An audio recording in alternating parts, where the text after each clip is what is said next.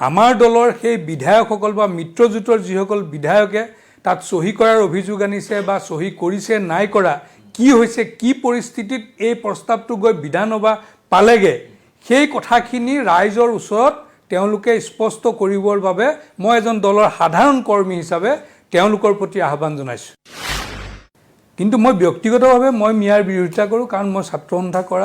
সন্থাত যি নীতি আৰু আদৰ্শ লৈ আছিলোঁ, সেই একে নীতি আৰু আদৰ্শৰ বৰ্তমানৰ স্থিতিটোতো মই অটল আছোঁ। প্ৰফুল্ল মহন্তই অসমৰ ৰাইজৰ অনুমতি নোলোৱাকৈয়ে 50ৰ পৰা 60 লাখ মানুহক ভাৰতীয় নাগৰিকত্ব এটা শ্বহীদ বনাই দিলে। গতিকে তেওঁলোক আজি ভাৰতীয় নাগৰিক, কিন্তু ভাৰতীয় নাগৰিক হ'লেও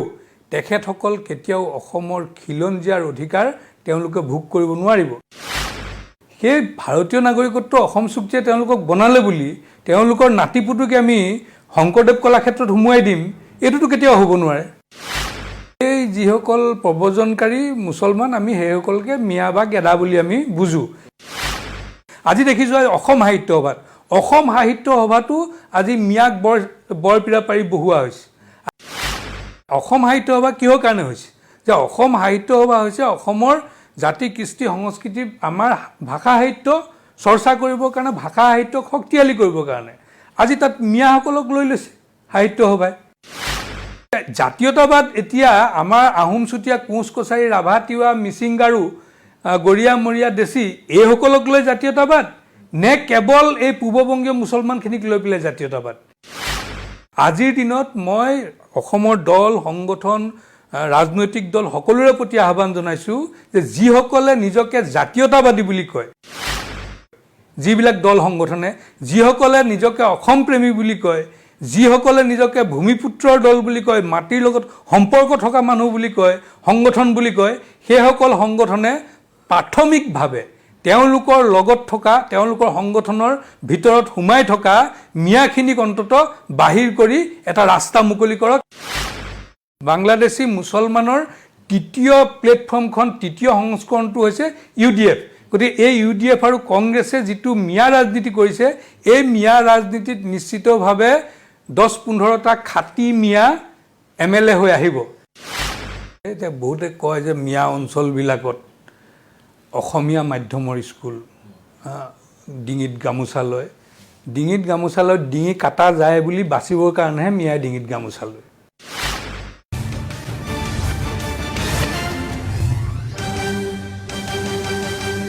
নমস্কাৰ, মাই নিউজ এনিৰ বিশেষ অনুষ্ঠান পলিটিকাৰ মাজলৈ মই প্ৰণয় বৰদলৈ আপোনালোকক জনাইছোঁ স্বাগতম। বৰ্তমান সময়ত আমাৰ ৰাজ্যৰ সংবাদ মাধ্যমত বিশেষকৈ এটা প্ৰসংগই শিৰোনাম দখল কৰি আছে। সেই প্ৰসংগটো হৈছে মিয়া মিউজিয়াম। আমি এই মিয়া সংগ্ৰহালয়, মোগলৰ আক্ৰমণ, এইবিলাক বিষয়লৈ কথা পাতিম। তাৰ লগতে আমাৰ এই সমগ্ৰ যিটো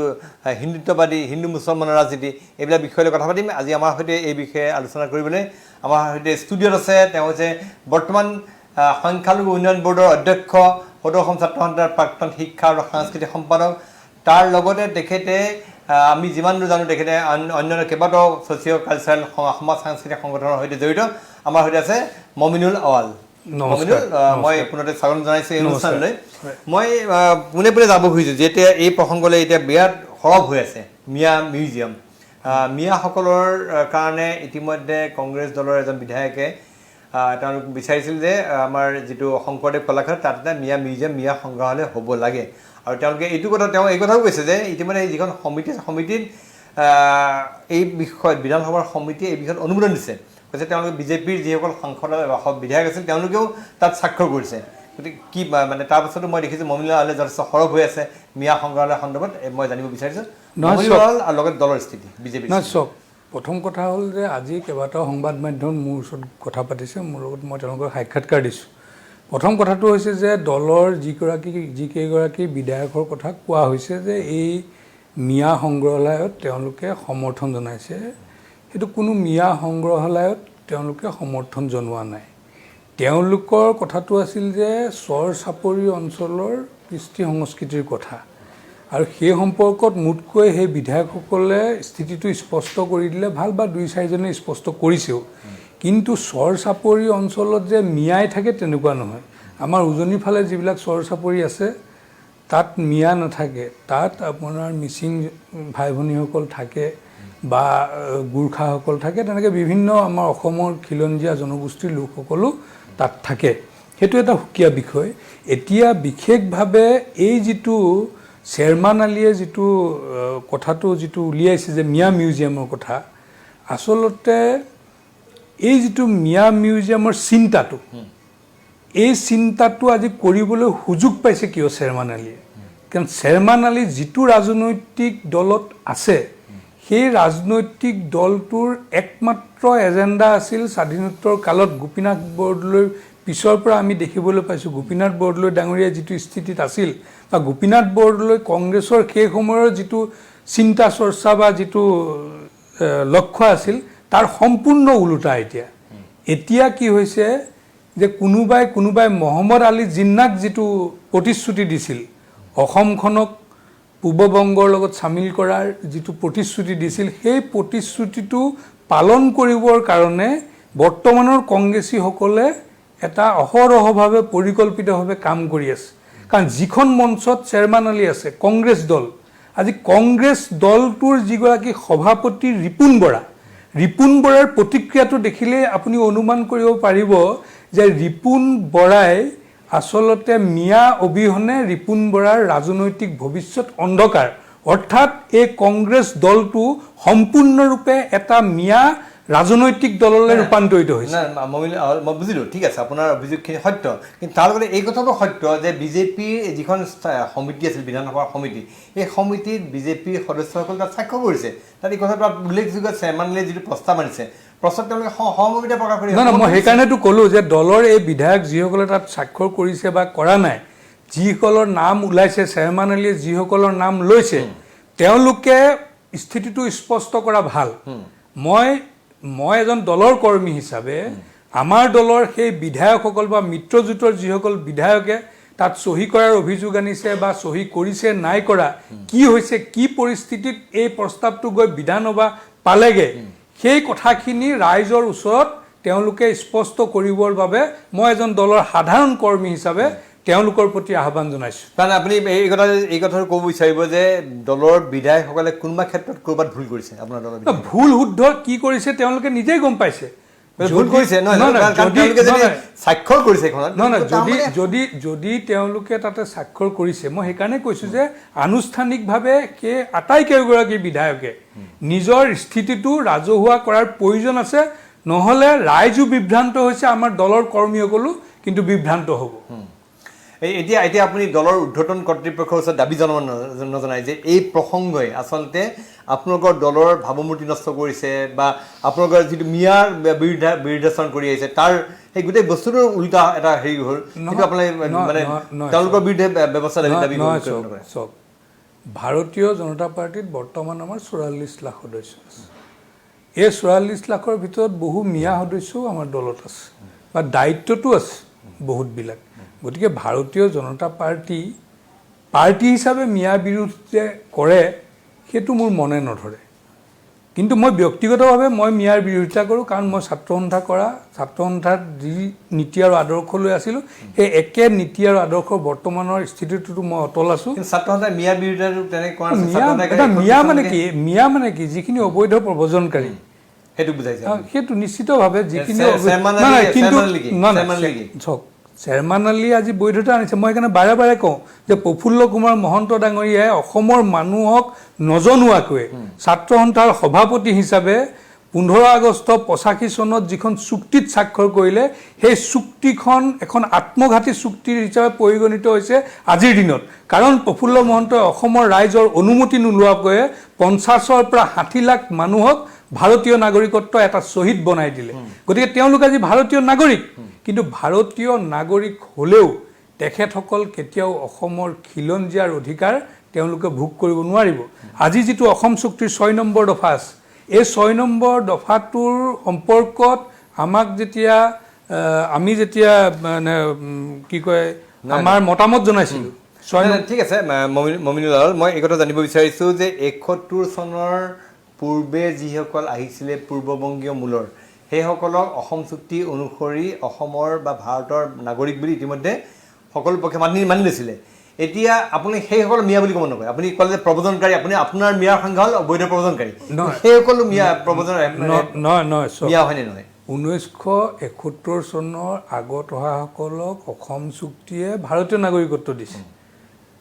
তাহাঁতক খিলঞ্জীয়া বুলি কোৱা নাই নহয় আমি অসমৰ জনগোষ্ঠী বুলি কৈছোঁ নেকি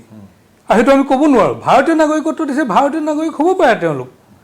কেন্দ্ৰীয় চৰকাৰৰ লগত অসুধ অসম ছাত্ৰ সন্থাই প্ৰফুল্ল মহন্তই চহী মাৰি তেওঁলোকক ভাৰতীয় নাগৰিকত্ব বনাইছে কিন্তু সেই ভাৰতীয় নাগৰিকত্ব অসম চুক্তিয়ে তেওঁলোকক বনালে বুলি তেওঁলোকৰ নাতিপুতুকে আমি শংকৰদেৱ কলাক্ষেত্ৰত সোমোৱাই দিম এইটোতো কেতিয়াও হ'ব নোৱাৰে সেইটোতো অসম্ভৱ কথা মানে কথাটো হৈছে যে তেওঁলোক মিয়া হয় তেওঁলোক মিয়া মানে তেওঁলোক কোনোবা মমনসিঙীয়া আছে কোনোবা চিলেটীয়া আছে কোনোবা নোৱাখালী আছে কোনোবা ঢাকাইয়া আছে কোনোবা ৰংপুৰীয়া আছে এইবিলাক আছে কিন্তু এই গোটেই বস্তুটোক এতিয়া আমি অসমত এটাই বুজোঁ যে এই গোটেই বাংলাদেশৰ পৰা প্ৰব্ৰজন কৰা বা পূৰ্ববংগৰ পৰা প্ৰব্ৰজন কৰা বা পূব পাকিস্তানৰ পৰা প্ৰব্ৰজনকাৰী যিসকল লোক সেই লোকসকলৰ মাজত ৰংপুৰীয়া নোৱাখলীয়া এইবিলাক যিবিলাক আছে কি আছে এইবিলাক আছে কিন্তু সিহঁতক আমি একেমুঠে সহজ অৰ্থত আমাৰ সাধাৰণভাৱে বুজিবলৈ হ'লে আমি মিয়া শব্দটো ব্যৱহাৰ কৰোঁ মিয়াটো একচুৱেলি কোনো মানে যিটো উৰ্দু নে আৰবী শব্দ মই নাজানো কিন্তু তাৰ অৰ্থটো বোলে মহাশয় কিন্তু অসমত ধৰক মিয়া বুলি ক'লে আমি সেইটো নিচা উচা বুলি কথা নাই আমি বুজোঁ যে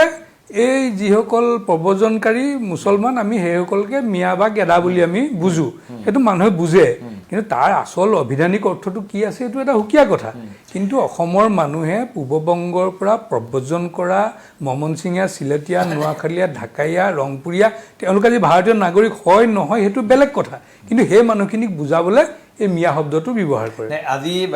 মই দেখিছোঁ যে মমিনুল আৱালে কৈছে যে মিয়াসকলক কোনো মিয়াক দিছপুৰত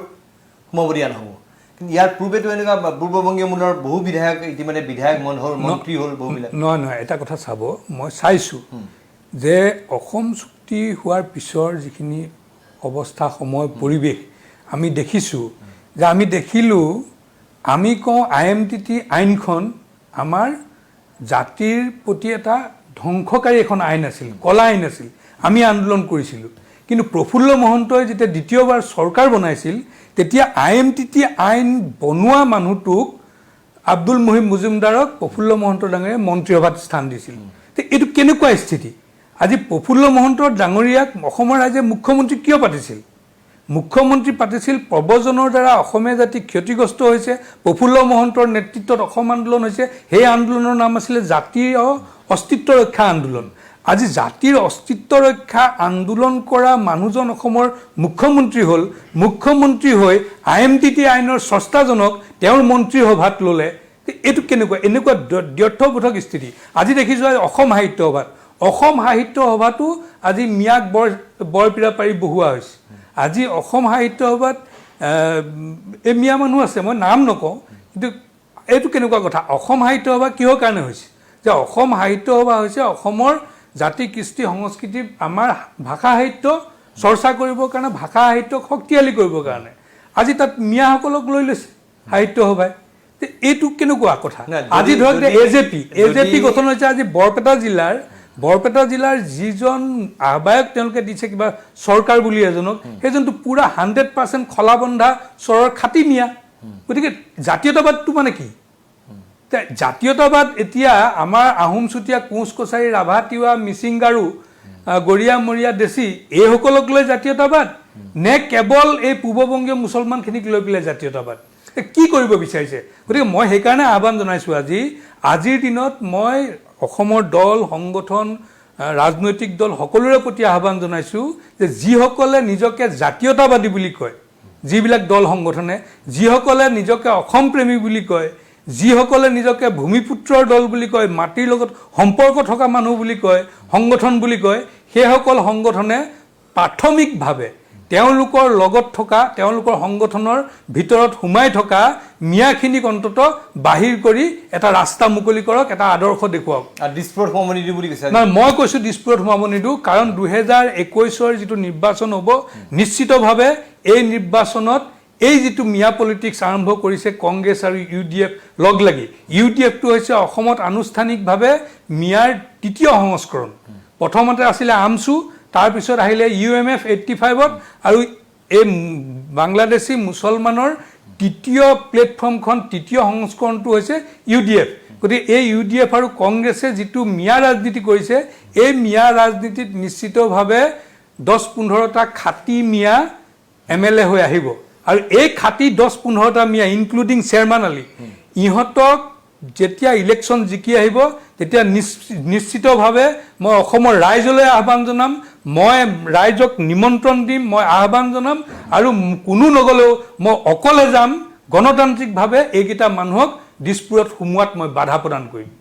প্ৰৱেশত বাধা দিম কিন্তু যদি মিয়াসকলে আপুনি মই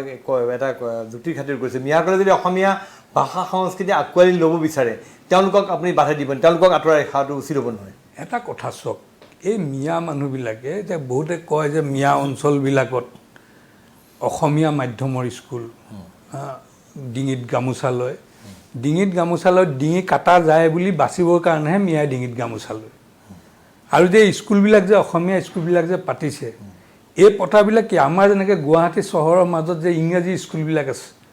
আমাৰবিলাকৰ ল'ৰা ছোৱালীবিলাকে যেনেকৈ আমি ইংৰাজী মাধ্যমত পঢ়াইছোঁ আমি কিয় পঢ়াইছোঁ যে ইংৰাজী মাধ্যমত পঢ়ালে অলপ আগলৈ যাব পাৰিব এই ভাষা কৃষ্টি সংস্কৃতি ৰক্ষা কৰিবলৈ মিয়া এৰিয়াত অসমীয়া স্কুল পতা নাই সিহঁতি অসমীয়া ভাষাটো শিকিছে যাতে গুৱাহাটীত আহি বা ক'ৰবাত আহি যাতে সিহঁতি সোমাব পাৰে থিতাপি ল'ব পাৰে তাৰ কাৰণে যাতে সুবিধা হয় তাৰ কাৰণেহে সিহঁতি অসমীয়া স্কুল পাতিছে কোনো ভাষা ৰাখিবলৈ মিয়াই অসমীয়া স্কুল চৰত পতা নাই এইবিলাক মিছা কথা এইবিলাক এটা পৰিকল্পিতভাৱে চলোৱা এটা প্ৰচাৰ আপুনি ক'ব বিচাৰিছে যে যিবিলাক আপোনাৰ সংখ্যালঘু সংখ্যালঘু নহয় দেই সংখ্যালঘু মিয়া বসতি প্ৰধান এলেকাত আমি ক'ৰবাত দেখিছোঁ যে তেওঁলোকে গামোচা গামৰিছে বা তেওঁলোকে অসমীয়া স্কুল অসমীয়া বিদ্যালয় পঢ়া শুনা কৰিছে বা ক'ৰবাত অসমৰ কৃষ্টি সংস্কৃতিৰ চৰ্চা হৈছে এইবিলাক চব আচলতে এটা প্ৰচাৰ বাহিৰে নহয় সিহঁতি অসমৰ মাজত আপুনি এটা কথা চাব যে আগতে বৰপেটাৰ পৰা MP কোন জিকিয়ে আপোনাৰ এই আনোৱাৰ টাইমৰ শেষ দলগাঁৱৰ পৰা জিকি অহা অসমীয়া মুছলমান আজি গুল আখতাৰা বিলাচীপাৰা পূব দেশী মানুহ আছিল আজি গুল আখতাৰাক অৱস্থা কি হ'ল আজি UDFৰ পৰা দুজন দেশী মানুহ ধুবুৰী পূব আৰু গৌৰীপুৰৰ পৰা MLA হৈ আছে কিন্তু সিহঁতৰ অৱস্থিতি কি আছে MLA হিচাপে তাততো আমিনুল ভাটিয়া তেওঁ দবদবাই আছে সেইটো দলত আজি মুহিবুল হক গৌৰীপুৰ আগৰ কংগ্ৰেছৰ MLA আছিল সেই মুহিবুল হক দেশী মানুহ কিন্তু আজি ৱাজেদ আলী চৌধুৰীহে তাত গুৰুত্ব বেছি ধুবুৰীত ঠিক সেইদৰে আমাৰ যে জহিৰুল ইছলামৰ পুতেক জহিৰুল ইছলাম দেশী মানুহ পুতেকে কংগ্ৰেছৰ পৰা টিকেটে নাপালে নিৰ্দলীয় উঠি MLA হৈ আহিবলগীয়া হৈছে গতিকে আজিৰ দিনত নিশ্চিতভাৱে এই কথাবিলাক চালে এটা কথা স্পষ্ট হয় যে খুব পৰিকল্পিত হয় মই এই কথাটো পুনৰ ক'ম যে কংগ্ৰেছত থকা যিকেইটা মিয়া সাহিত্য সভাত থকা যিকেইটা মিয়া সদৌ অসম ছাত্ৰ সন্থাত থকা যিকেইটা মিয়া বা BJPত থকা মিয়া AGPত থকা মিয়া যত মিয়া আছে সব মিয়াই কিন্তু এটা কুৰা চেতিয়া গোৱা আৰম্ভ কৰিছে মিয়াবিলাক বোলে অখণ্ড ভাৰতৰ খিলঞ্জীয়া মানে অবিভক্ত ভাৰতৰ দিনৰ হেতি খিলঞ্জীয়া গতিকে তেওঁলোকো অসমত খিলঞ্জীয়া সেই কথাটো ক'ব বিচাৰিছে এই কুৰাছটো মানে সকলোৱে গোৱা আৰম্ভ কৰিছে আমাৰ BJPত থকা মিয়াগিটাৰ মুখতো শুনো এই অখণ্ড ভাৰতৰ খিলঞ্জীয়াৰ কথা কয় কংগ্ৰেছত থকা মিয়াগিটাৰ মুখতো শুনো আৰু তেওঁলোকৰ বুদ্ধিজীৱীবিলাকৰ মুখতো শুনো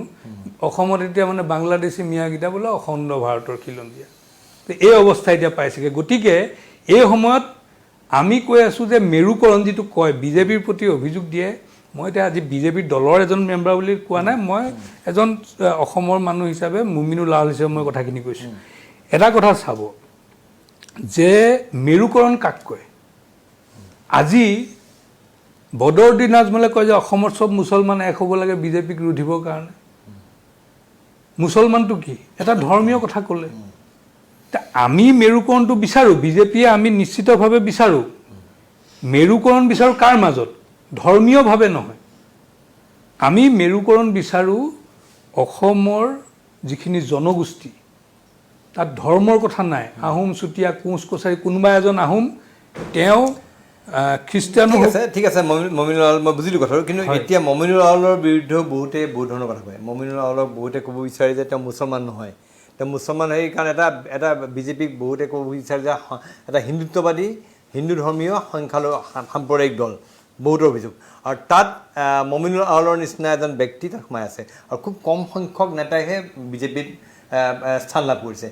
এই প্ৰসংগৰ এই অভিযোগৰ কি উত্তৰ দিব নহয় চাওক ধৰ্মটো এটা সুকীয়া বস্তু আৰু ধৰ্মটো ব্যক্তিগত বস্তু আজি মই ঘৰত পূজা কৰিছোঁ নে 5 ওয়াক্ত নামাজ পঢ়িছোঁ সেইটো মোৰ ব্যক্তিগত কথা কিন্তু সভ্যতা সংস্কৃতি কৃষ্টি এইটো এটা সুকীয়া বস্তু ধৰ্মৰ লগত ইয়াৰ সম্পৰ্ক নাই আজি মই অসমীয়া হিচাপে এক বহাগৰ দিনা মই কি কৰিব লাগে 100 এবিধ শাকৰ খুন্দি তাৰ ৰস উলিয়াই খাব লাগেনে মাঘৰ বিহুৰ দিনা গছবিলাক ধান খেৰৰ ৰছী উলিয়াই বান্ধিব লাগেনে কি কৰিব লাগে এইবিলাক সংস্কৃতিৰ কথা আজি এইটো সংস্কৃতিৰ এটা অংশ যে আজি যেনেকৈ অসমীয়া সংস্কৃতিয়ে আমাৰ গোটেই ধৰ্মৰ ঊৰ্ধত গৈ অসমীয়া সমাজখনত কিছুমান ৰীতি নীতি মানে ঐতিহ্য পৰম্পৰা প্ৰচলিত আছে সেইখিনি আমি অসমীয়া মানুহ হিচাপে পালন কৰোঁ আৰু ভাৰতবৰ্ষৰ যিটো সভ্যতা সংস্কৃতি সেইটো হিন্দু সভ্যতা সংস্কৃতি সেইটো এটা সাংস্কৃতিকভাৱে এটা ব্যৱস্থা আৰু সেই ব্যৱস্থাটো আমি এজন ভাৰতীয় হিচাপে আমি অসমীয়া সংস্কৃতিও সেই হিন্দু সভ্যতাৰে এটা অংশ গতিকে নিশ্চিতভাৱে আমি এজন অসমীয়া হৈ যেনেকৈ আমি অসমীয়া কৃষ্টি সংস্কৃতি পৰম্পৰা আমি মানি চলোঁ ঠিক একেধৰণে আমি এজন ভাৰতীয় হৈ যিটো ভাৰতবৰ্ষৰ যিটো সভ্যতা হিন্দু সভ্যতা সেই হিন্দু সভ্যতাটো আমি মানি চলোঁ মই মোৰ প্ৰশ্নটোৰ পোনপটীয়া উত্তৰ লাগে যে মমিনুল আউলৰ নিচিনা বিজেপিৰ আৰু নেতা আমি কিয় দেখা নাই অসম বিজেপিৰ খুব কম সংখ্যক একদম নগণ্য সংখ্যক ধৰ্মীয় সংখ্যালঘু নেতা আছে বহুত আছে কিয় বিজেপি আচলতে যিটো কথা কৈছে হিন্দুত্ববাদী দল বিজেপি আচলতে মুছলমানৰ দল হয় নহয় না বিজেপি ধৰ্মীয় দল নহয় বিজেপি হিন্দুত্ববাদী দল হয় যিটো হিন্দুত্ব এইটো সনাতন ধৰ্মীয় দল নহয় বিজেপি অফিচত সোমালে টিলিঙা বজাই মূৰত তিলক লৈ সোমোৱাৰ প্ৰয়োজন নাই ভাৰতীয় জনতা পাৰ্টিত আমাৰ সকলো ধৰ্মাৱলম্বী লোক আছে সকলো ধৰ্মাৱলম্বী লোকৰ নেতা আছে আজি হিন্দুত্ববাদ মানে এই যিটো ধাৰণা লোৱা যায়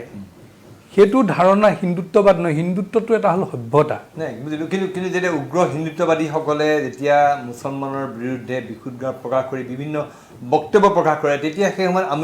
মমিনুল আউলৰ কি অনুভৱ হয় তেতিয়া মইতো তেনেকুৱা দেখা নাই মুছলমান বুলিয়ে কাৰোবাক গালি পৰা মই দেখা নাই মুছলমান ধৰ্মৰ ইছলাম ধৰ্মাৱলম্বী লোকৰ বা ইছলাম ধৰ্মৰ বিৰুদ্ধে বহুত ধৰণৰ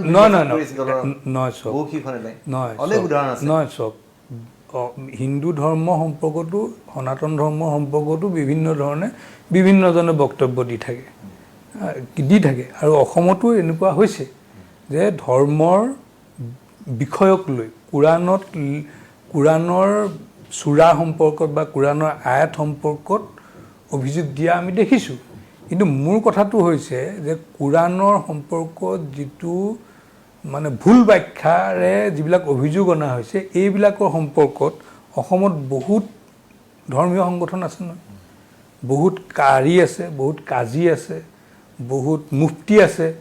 সেইবিলাকে কিয় উত্তৰ দিয়া নাই মই সেইটোত আচৰিত হৈছোঁ কাৰণ কোনোবাই কিবা এটা ধৰ্ম আজি হিন্দু ধৰ্মৰ এটা বিষয় সম্পৰ্কত যদি মই এটা ভুল ব্যাখ্যাৰে যদি মই কিবা কথা এটা কওঁ নিশ্চিতভাৱে কোনোবা ব্ৰাহ্মণ এজনে কোনোবা মন্দিৰৰ পূজাৰী এজনে তাৰ উত্তৰটো দিব লাগে মোৰ আকৌ এই প্ৰশ্নটো যে মমিনুল আউলে দলত যিটো দলত আছে বৰ্তমান বিজেপি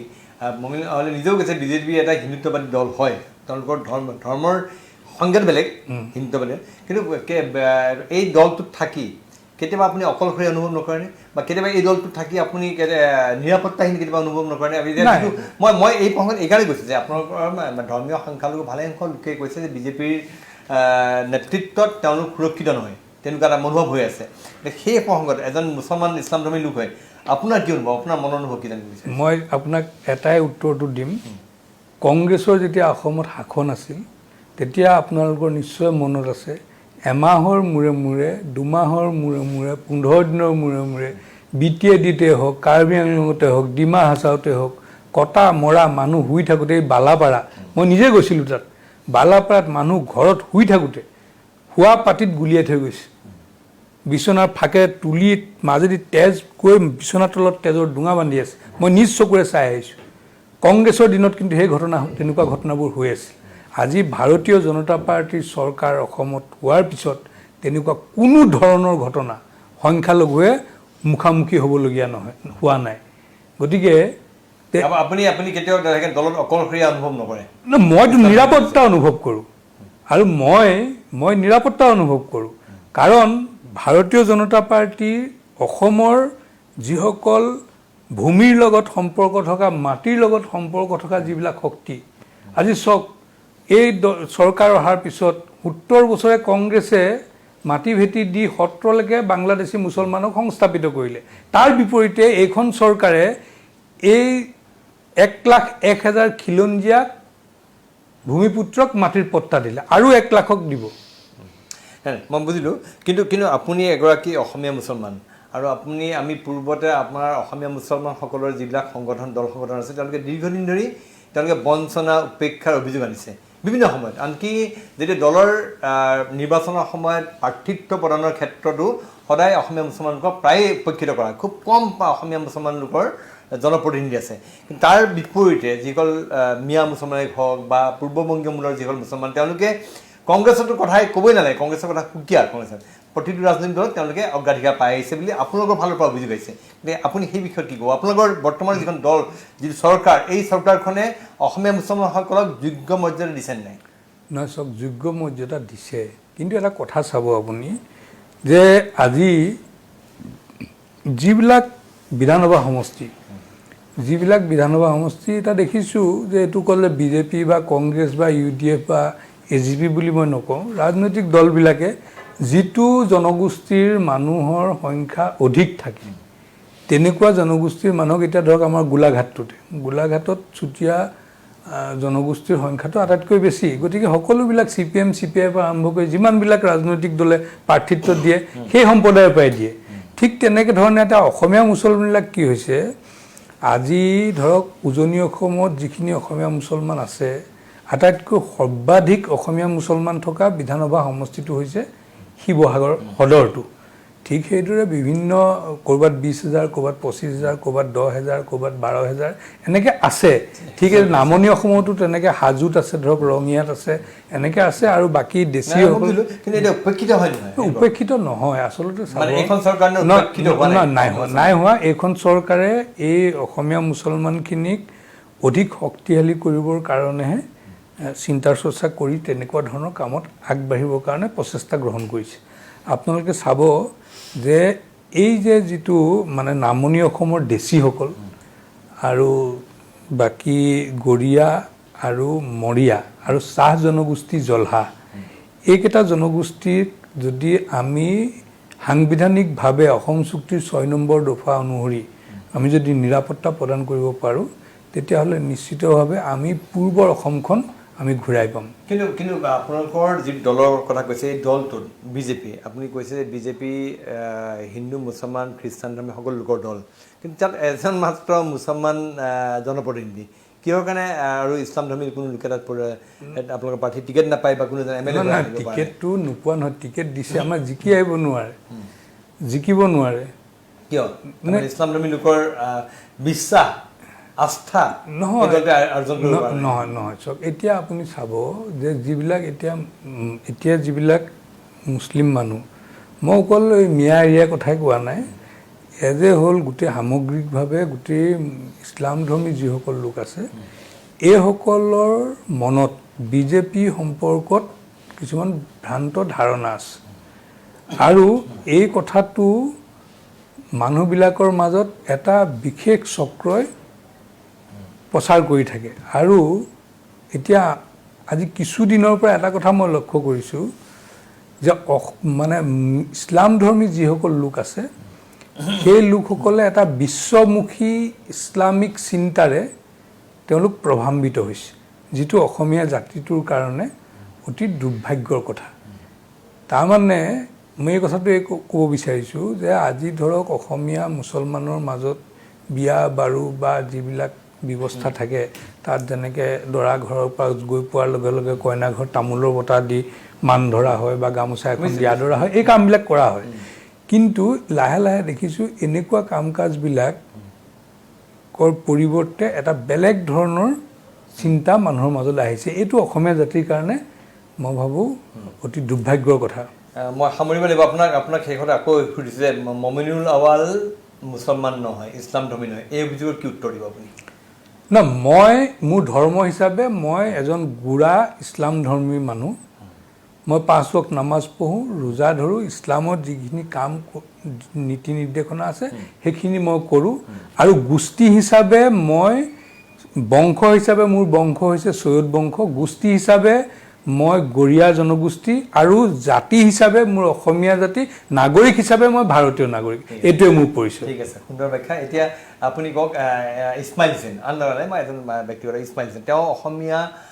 কৃষ্টি সংস্কৃতি সৌন্দৰ্য গৱেষণা কৰিছে, বিভিন্ন কিতাপ লিখিছে, অসংখ্য। সেই মানুহজন আপুনি কি বুলিব? তেওঁ আমাৰ অসমীয়া কৃষ্টি সংস্কৃতিৰ অংগ হয় নহয়?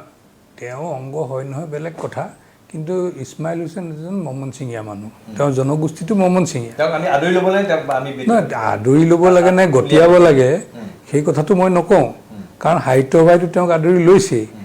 মোৰ সেইটোত আপত্তি নাই, কিন্তু কথাটো হৈছে যে ইছমাইল নহয় আপত্তি মই এইটোত আছে উলিয়াব লাগে, মই কৈছোঁ। কিন্তু কথাটো হৈছে যে ইছমাইল হুছেইন হৈছে এগৰাকী মমনচিঙীয়া জনগোষ্ঠীৰ লোক, তেওঁ মূলৰ লোক, তেওঁ মমনচিঙীয়া হিচাপে অসমীয়া সাহিত্যৰ কিতাপ লিখি থক, তাত মোৰ ক'বলগীয়া নাই। তেওঁ কিন্তু নিজকে এই অখণ্ড ভাৰতৰ খিলঞ্জীয়া বুলি পৰিচয় দি তেওঁ খিলঞ্জীয়া মুছলমান হিচাপে পৰিচয় দিবৰ কাৰণে যিটো তেওঁ এই নীলা শিয়ালৰ ভাও লৈছে সেইটোতহে মোৰ আপত্তি। ইছমাইল হুছেইন আজি এতিয়া হীৰেণ গোহাঁই ছাৰে ইংৰাজীত কবিতা লিখিছে, ইংৰাজীত বহুত লিখা লিখিছে, সেইকাৰণে তেওঁ ইংৰাজ হৈ যাব নেকি? ইংৰাজে তেওঁক ইংৰাজ বুলি স্বীকৃতি দিছে নেকি? তাৰমানে আপুনি ক'ব বিচাৰিছে আমি তেওঁলোকে অসমীয়া কৃষ্টি সংস্কৃতিৰ চৰ্চা কৰিলেও তেওঁলোকক অসমীয়া বুলি পৰিচয় কৰাই দিব লাগে, তেওঁলোকে নিজৰ যিটো দিয়ক। কিন্তু তেওঁ প্ৰথমতে কওক যে মই এটা মমনচিঙীয়া জনগোষ্ঠীৰ মানুহ, মোৰ গোষ্ঠী হিচাপে মই মমনচিঙীয়া আৰু মই জাতি হিচাপে অসমীয়া, সেইটো কওক। কিন্তু তেওঁ মমনচিঙীয়াটো ক'ব লাগে, তেওঁতো সেইটো ঢাকিব খোজে। ঢকাৰ কাৰণটো কি? তেওঁ মানে চোৰ, তেওঁৰ মনত কিবা এটা খুঁত আছে, সেইকাৰণে তেওঁ নিজৰ পৰিচয়টো স্পষ্টভাৱে দিবৰ কাৰণে তেওঁ সাহস নকৰে। মোগল কোন? আপোনালোকে ইতিমধ্যে মোগলক লৈ যথেষ্ট হাহাকাৰ হৈছে, মোগল আক্ৰমণৰ কথা কৈছে। যোৱাবাৰ ক'লে শৰাইঘাটৰ, এইবাৰ আহিছে মোগল আক্ৰমণ। আমাৰ বাকী সাধাৰণ ৰাইজে কিন্তু মোগলৰ আক্ৰমণ এনেকৈ অনুভৱ কৰে নাই। এতিয়া মোগল বুলি কোৱাৰ লগে লগে মুখ্যমন্ত্ৰী ডাঙৰীয়াই যেতিয়া মোগল বুলি কৈ দিলে, এতিয়া মোগল বুলি কোৱাৰ লগে লগে মানুহৰ মনত এনেকুৱা ধাৰণা যে এনেকুৱা দাড়ি চাৰি থকা, হাতত তৰোৱাল চৰোৱাল লৈ থকা, সেই যে মোগল যিটো আমি ছবিত দেখোঁ, বুৰঞ্জী কিতাপত দেখোঁ, সেই মোগলৰ কথা কৈছে। আচলতে সৰ্বানন্দ সোণোৱাল ডাঙৰীয়াই সেই মোগলৰ কথা কোৱা নাই। আজি চাওক, মোগলে যেতিয়া অসম আন্দোলন কৰিছিলে তেতিয়া ৰামসিংহ নে কোন সেনাপতি আছিল মোগলৰ, তেওঁ এজন হিন্দু মানুহ আছিল। আৰু ইফালে লাচিত বৰফুকনৰ কোন আছিল? বাঘ হাজৰিকা আছিল। গতিকে তাত মানে ধৰ্মীয় মেৰুকৰণ কিছুৱে কৰিব বিচাৰিছে মুখ্যমন্ত্ৰীৰ কথাটোত, কিন্তু ইয়াত ধৰ্মীয় মেৰুকৰণটো নহয় মোগল বুলি ক'লে, কাৰণ মোগল মানে মুছলমান নহয় আৰু অসমীয়া মানেই হিন্দু নহয়, যে লাচিতৰ সেনা মানেই হিন্দু সেনা নহয়। গতিকে সেই বস্তুটো এটা স্পষ্ট হৈছে। কিন্তু মুখ্যমন্ত্ৰী ডাঙৰীয়াই এই কথাটো এটা খুব সুন্দৰ শব্দ কৈছে, মোগল। অৰ্থাৎ মোগলটো যেনেকৈ অসমৰ কাৰণে ভাবুকি আছিল, কিন্তু মোগলে অসম জয় কৰিব পৰা নাছিল। 17 বাৰ আক্ৰমণ কৰিছিল, 17 বাৰে মোগলে পৰাস্ত হৈ এবাৰ ঘূৰি যাবলগীয়া হৈছে। অৰ্থাৎ মুখ্যমন্ত্ৰীৰ সেই শব্দটোৰ পৰা এটা কথা আমি স্পষ্ট হৈছোঁ যে যিবিলাক শক্তিয়ে অসমীয়া জাতি, কৃষ্টি, সংস্কৃতি, পৰম্পৰাৰ প্ৰতি ভাবুকি হৈ কাম কৰি আছে, সেই জাতি, সেই শক্তিক আমি ৰুধিব পাৰিম। কাৰণ মোগলক আমি 17 বাৰ ঘটুৱাইছোঁ, এই 18 নম্বৰ বাৰ আমি নিশ্চিতভাৱে আমি মোগলক ঘটুৱাম। ইয়াত মোগল কোনোবা বেলেগ বেলেগ মানুহো হ'ব পাৰে, যি অসমীয়া জাতি, কৃষ্টি, সংস্কৃতিৰ প্ৰতি ভাবুকি, যি ইয়াৰ বিৰুদ্ধে ষড়যন্ত্ৰ ৰচনা কৰি আছে, সেই শক্তিবিলাকেই হৈছে মোগল। অসমীয়া মুছলমানৰ প্ৰতি পূৰ্ববংগীয় মুছলমানসকলে অস্তিত্বৰ ভাবুকি আনিছে নেকি? বিভিন্ন ক্ষেত্ৰত সেইটোতো আপুনি দেশ ওলাই আছে। আজি নামনি অসমৰ যিকেইটা বিধানসভা সমষ্টি আছে, তাৰ পৰা আগতে গোটেইবিলাক দেশী মানুহবিলাক তাৰ পৰা জয় হৈ আহিছিল। এতিয়া তাতে কমি গ'ল। প্ৰাৰ্থিত্ব পায়, সংখ্যাটো মিয়াৰ বাঢ়ি গ'ল, গতিকে মিয়াক ভোট দিয়ে। আজি মানে এনেকুৱা কথা যে আজি মানে আমি দেখিছোঁ, এইবিলাক আৰু বহুত দলীয় কথা ইমান ক'বলৈ সময় নাই, কোৱাও উচিত নহয়। মই নিজে দেখিছোঁ যে আমাৰ এটা বুথত 51জন আমাৰ মেম্বাৰ, ভাৰতীয় জনতা পাৰ্টিৰ মেম্বাৰ 51জন বুথ কমিটিত। 51জন মানে 51 ঘৰ মানুহ, 51 ঘৰত 3টাকৈ ভোট হ'লেও 150 ভোট হয়, কিন্তু ভোট পায় 22টা। সেইটো হৈছে অংকত তাত হৈ আছে। সেইটোৱে কথা। এতিয়া শেষত আপুনি মিয়াসকলক সকলো ক্ষেত্ৰৰ পৰা পৰিহাৰ কৰিব লাগে বুলি আপুনি আহ্বান জনাইছে, কিন্তু যিসকল 71ৰে আহিছিল তেওঁলোকক আমি আঁকোৱালি ল'ম, তেওঁলোককো আঁতৰাই পঠাব লাগে। নাই, 71ৰ আগত অহাবিলাকে এই 71ৰ পিছত অহা সকলৰ লগত যে জঁপিয়াই পৰে। আজি বদৰুদ্দিন আজমলটো 71-72ত অহা নাই, বদৰুদ্দিন আজমলৰ বাপেকৰ দিন চিলেটৰ পৰা অহা, কিন্তু বদৰুদ্দিনৰ দৰদটোতো এই কালি পৰহি কাটাতৰৰ যাৰ দাগ যোৱাই নাই পৃথিৱীৰ পৰা, সেইকেইটাৰ প্ৰতিহে বেছি। আজিতো এই যে বাগৰিছিলে, মাটিত যে বাগৰিছিলে, এই শ্বেৰমান আলী বিধানসভাত যে মাটিত যে বাগৰিছিল, এই ৰাস্তাত যে বাগৰিছিল, সিহঁতি নাটকবোৰ কিহৰ নাটক কৰে এইবিলাক? সিহঁতৰ নাটকবিলাক হ'ল এটাই কথা, এই যিকেইটা 2 আঁঠুৰ মাজত মূৰ সুমুৱাই বিড়ি হুপি থকা চৰৰ যিকেইটা কষ্ট কৰি খোৱা মানুহ আছে, সেইকেইটা মানুহৰ মাজত এটা আৱেগ তেওঁলোকে দিব লাগে, দি সেইকেইটাক মানুহক ৰাজনৈতিক তেওঁলোকে যিখন বিজনেছ পাতিছে, যিখন ব্যৱসায় পাতিছে, এই ব্যৱসায়খনৰ কেঁচামাল হিচাপে সিহঁতক যুগ যুগ ধৰি ব্যৱহাৰ কৰি আছে আৰু কৰি থাকিব। আৰু তেওঁলোকো সেই ইহঁতকেইটাৰ কথাতেই তেওঁলোক ভুল যায়। তেওঁলোকৰ বিবেক চিবেক বুলি একো কথা নাই, এই হুজুৰে যি কৈছে সেয়াই আৰু। কিন্তু হুজুৰ আজমল ডাঙৰীয়া মিয়া হয় নহয়? আজমল ডাঙৰীয়াটো চিলেটীয়া মানুহ, তেওঁক আপুনি মিয়া বুলি ক'ব লাগিব। মিয়া বুলি ক'ব লাগিব, চিলেটীয়াকটো চিলেটীয়া বুলি ক'বই লাগিব। গতিকে তেওঁকো আপুনি ক'ব যে তেওঁ দিছপুৰ বিধানসভা দিছপুৰত চৌহদত প্ৰৱেশ কৰিব নোৱাৰিব। মই কমেই, মোৰ কথাটো হৈছে যে বংগীয় মূলীয় যিবিলাক জনগোষ্ঠীৰ MLA, যাক সামগ্ৰিকভাৱে আমি মিয়া বুলি কৈছোঁ, আজি বদৰুদ্দিনৰ পিতেকেই হওক, বদৰুদ্দিনৰ ভায়েকেই হওক, যোনেই নহওক, তেওঁলোকে আঁতৰ বেপাৰ কৰিছে, আঁতৰ বেপাৰ কৰি থওক, তাত ক'বলগীয়া নাই। শ্বেৰমান আলীয়ে ক'ৰবাত চাকৰি কৰিছিলে, তেওঁ চাকৰি কৰি থওক, তাত আমাৰ ক'বলগীয়া নাই। শ্বেৰমান আলীৰ ভতিজাক ভায়ে ক'ৰবাত খেতি কৰি আছে, কৰি থওক, আমাৰ ক'বলগীয়া নাই। উৎপাদন কৰিব লাগে, খেতি খোলা কৰিব লাগে, জাতি শক্তিশালী হ'ব। কিন্তু তাহাঁতক জাতি নিয়ন্ত্ৰণৰ কাৰণে দিছপুৰত যিখন আইন বনোৱা সদন, তাত কিয় সিহঁতক দৰকাৰ? সেইটো কৰি আপুনি দ্বিতীয় শ্ৰেণীৰ নাগৰিক নহ'ব তেওঁলোক, কাৰণ তেওঁলোকে আপুনি 71 চনলৈকে আমি মানি ল'লোঁ, তেওঁলোকক আপুনি কেনেকৈ যেতিয়া তেওঁলোকে 71 চনলৈকে নহয়, তেওঁলোকতো ভাৰতীয় নাগৰিক। তেওঁলোকক আপুনি বদৰুদ্দিন আজমলক আমাৰ কোনোবা এজন বড়ো, কোনোবা এজন মিচিং, কোনোবা এজন কাৰ্বি একেটা হাৰিত থিয় কৰাই দিব নেকি? আজিতো এই অসমীয়া মুছলমানৰ ক্ষেত্ৰততো সেইটোৱে হৈছে। আজি বাংলাদেশী মিয়া যিকেইটাক প্ৰফুল্ল মহন্তই ভাৰতীয় নাগৰিক দিলে, সেইকেইটাৰ লগত অসমীয়া মুছলমানকেইটা একাকাৰ কৰিবলৈ বিচাৰিছে। তাৰ কাৰণে আমাৰ অসমৰ জাতীয়তাবাদী নেতাসকল দায়ী, সকলো আছিলে। মইতো তেওঁলোক ভাল কাম কৰিছে বুলি কোৱা নাই, মই সেইকাৰণে কৈছোঁ যে আজিও সময় আছে প্ৰথম অৱস্থাত যিবিলাক জাতীয় সংগঠন, নিজকে জাতীয় সংগঠন বুলি কয়, অন্তত এই যে লাচিত সেনা নে বাঘ সেনা নে কিবা এটা যে ওলাইছিল, সিহঁতৰতো এই নামনি অসমৰ কেইটাই পদত্যাগে কৰি দিলে, মিয়াকে দায়িত্ব দি দিলে লাচিত সেনাৰ। লাচিত সেনাৰ যদি সেনাপতি মিয়াক পাতে, তাতকৈ আৰু দুৰ্ভাগ্য কিবা হ'ব পাৰে নেকি? আজি যদি AJP জগদীশ ভূঞা ডাঙৰীয়াই বিৰাট হাল্লা কৰি ঘূৰি ফুৰিছে গোটেইফালে, অদীপ ফুকন ডাঙৰীয়াই বিৰাট চিঞৰ বাখৰ কৰি ফুৰিছে, কিন্তু তেওঁলোকে বৰপেটা জিলাৰ মুখ্য আহ্বায়কজনক পাতি দিছে খলাবন্ধাৰ একদম খাচ মিয়া এটাক। গতিকে এইটো কি জাতীয়তাবাদ? এই জাতীয়তাবাদটোতে মোৰ প্ৰশ্নটো আহে। গতিকে মই সেইকাৰণে কৈছোঁ যে যিসকলে নিজকে জাতীয়তাবাদী বুলি কয়, সেইসকলে অন্তত নিজৰ কাষলতিৰ তলত হাতৰ মুঠিত এইকেইটাক ৰখাটো বাদ দিয়ক, এইকেইটাক উলিয়াই দিয়ক। গতিকে আপুনি এইবাৰ নিৰ্বাচনৰ পিছত আজমল সমন্বিতে যিসকল পূৰ্ববংগীয় মূলৰ বিধায়ক নিৰ্বাচিত হৈ আহে, তেওঁলোকক সদনত মানে প্ৰৱেশ কৰাৰ ক্ষেত্ৰত বা বিধানসভাৰ ভিতৰত প্ৰৱেশ কৰাৰ ক্ষেত্ৰত আপুনি বাধা প্ৰদান কৰিব বা আপুনি মই আহ্বান জনাম। আৰু মই ভাবোঁ, মোৰ এইটো বিশ্বাস আছে, এই আহ্বানৰ প্ৰতি আপোনালোকে দেখিব বিধানসভাৰ যিদিনাই ৰিজাল্ট দিব, মানুহ ইয়ালৈ MLA অহা আৰম্ভ হ'ব, তাৰ লগে লগে অসমৰ বিভিন্ন চুকে কোণে বিভিন্ন ঠাইৰ পৰা জনসাধাৰণ ওলাই আহিব এই মিয়াসকলক বিধানসভাত প্ৰৱেশত বাধা দিবৰ কাৰণে, আৰু সেই মিছিলত ময়ো থাকিম। আৰু শেষত আমি যিমানটো জানিছোঁ, এইবাৰ আপুনি নিৰ্বাচনত প্ৰতিদ্বন্দ্বিতা কৰাৰ কথা অলপ চৰ্চাত আছে। আপোনাৰ কি সমষ্টি? পূব গোৱালপাৰা? নহয়, মোৰ সমষ্টি হিচাপে মোৰ গোলাঘাট, কিন্তু সংবাদ মাধ্যমত দেখি আছোঁ যে পূব গোৱালপাৰাত মোৰ নামটো চৰ্চাত আছে, বা পূব গোৱালপাৰাৰ বিভিন্ন ব্যক্তিসকল লোকসকলেও মোৰ লগত যোগাযোগ কৰি আছে। আৰু দলত এই সম্পৰ্কত এতিয়ালৈকে কোনো ধৰণৰ আলোচনা বিলোচনা হোৱা নাই। আৰু দলে এতিয়ালৈকে যিবিলাক দায়িত্ব দিছে ভাৰতীয় জনতা পাৰ্টিত যোগদান কৰাৰ পৰা আজিৰ দিনলৈকে নিষ্ঠা আৰু সততাৰে সেইখিনি পালন কৰি আছোঁ আৰু দলে যদি ভাল দেখে দলে য'ত উচিত বুলি ভাবে তাত টিকেট আপুনি ভাবেনে যে দলৰ আপুনি যথাযোগ্য স্বীকৃতি পাইছে আপুনি যিমানখিনি দলটোৰ কাৰণে কৰি আছে পাইছোঁ প্ৰায় আপুনি দল প্ৰৱেশৰ পিছৰ পৰা আপুনি উত্তৰপূৰ্ণভাৱে দলটোৰ কামত জড়িত মইতো 16 চনৰ যিখন আমাৰ নিৰ্বাচনী সমিতি আছিলে তাতো মই এগৰাকী সদস্য আছিলোঁ দলে মোক যথেষ্ট দিছে দল কিন্তু মমিনুল আউলৰ বাহিৰে অন্য বিশেষ ইছলাম ধৰ্মী লোক আমি দেখা নাই কিন্তু নহয় এতিয়া ধৰক বিজেপিত ঢেৰ মুছলিম মানুহ আহিছে ইছলাম ধৰ্মী ঢেৰ আহিছে এতিয়া কিয় আহিছে বুলি প্ৰশ্ন কৰি মই যেতিয়া জইন কৰিব খোজে মানুহবিলাকে মই আপুনি যে আহিছে বিজেপিত কিয় আহিছে জইন কৰিবলৈ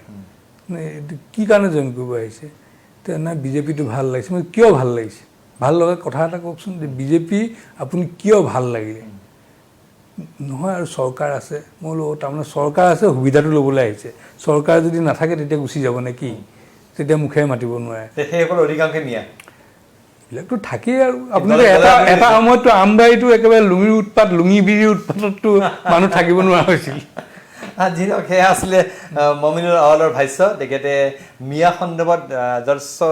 মানে কটুক্তি কৰা বুলি কৰিব আৰু অসমৰ ৰাইজক আহ্বান জনাইছে যে মিয়াসকলক তেওঁলোকে পৰাপক্ষত পৰিহাৰ কৰিবলৈ এৰাই চলিব লাগে পৰাপক্ষত নহয় যদি নিজে বাচি থাকিব লাগে নিজৰ যদি উত্তৰ পুৰুষ আহিব লগা আমাৰ প্ৰজন্মবিলাক যদি বাচি থাকিব লাগে তেতিয়াহ'লে মিয়াক বৰ্জন কৰিব লাগে মিয়াক বৰ্জনৰ আহ্বান দিছে মমিনুল আউলে আৰু তাৰ লগতে তেখেতে পূব গোৱালপাৰা সমষ্টিত হয়তো এইবাৰ বিজেপিৰ প্ৰাৰ্থীৰ দাবীদাৰ হ'ব আপোনাৰ এই ভাষ্যক লৈ পেলাই আমি আশা কৰোঁ যে এই ভাষ্য নিশ্চয় কিছু বিতৰ্কৰ সূচনা কৰিব পাৰে আমি পুনৰবাৰ আপোনাক